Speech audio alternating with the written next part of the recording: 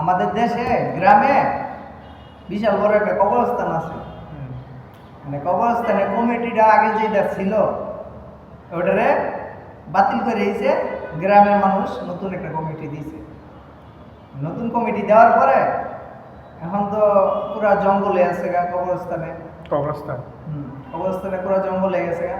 নতুন কমিটির চিন্তা ভাবনা করছে সবার সাথে পরামর্শ নিয়ে জঙ্গলটা পরিষ্কার করে নেব। এটা তো সুন্দর কমিটির লোক নতুন কমিটির লোক।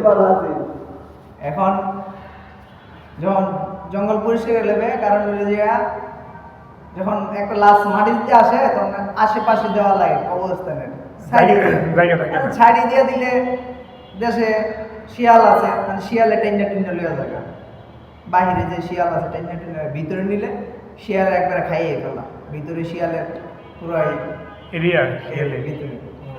এখন নতুন কমিটি চিন্তা ভাবনা করছে এটি জঙ্গলটি পরিষ্কার করে লেব, জঙ্গলটি কাইটা পরিষ্কার করে লেছে।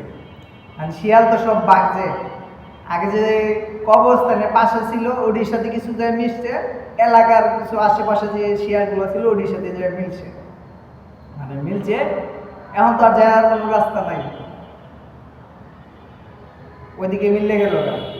এখন বর্তমানে যে আমাদের বাংলাদেশের যে অবস্থা, আগে যে স্বৈর শাসন শেখ হাসিনা ছিল দেশের ভিতরে, সে এমন একটা সিস্টেম করছিল দেশের ভিতরে যে পুরাটার ভিতরে দুর্নীতি চাঁদাবাজি সবকিছু ছিল, সব জায়গায় ছিল।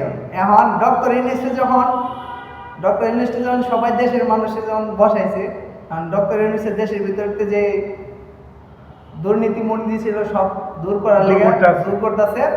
এখন পুরা ঢাকা শহর পুরা বাংলাদেশ থেকে বিভিন্ন জায়গায় সিডিআই বিডিআই আওয়ামী লীগের লোক আছে।